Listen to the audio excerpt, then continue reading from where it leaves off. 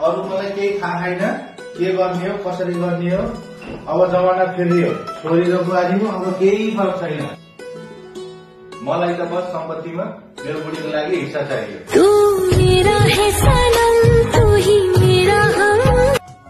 सम्पत्तिमा हिस्सा चाहियो नि। टाउको नहल्ला भन। सुन्नु भयो नि एकचोटि अझ बेसमरी भयो। मलाई सम्पत्तिमा हिस्सा चाहियो। अब के गर्नुहुन्छ कसो गर्नुहुन्छ तपाईँ आफै विचार गर्नु। बात त सही है। पानीले नहीं एक गिलास जुस ले। ल ठिक छ। बुवा हुनुहुन्थ्यो। बुवा हुनुहुन्थ्यो। तपाईँ नडराइकन बुवासँग सम्पत्तिमा हिस्सा माग्नुभयो। तेरो बुवा हुनुहुन्थ्यो। अरे खतरनाक लोग है।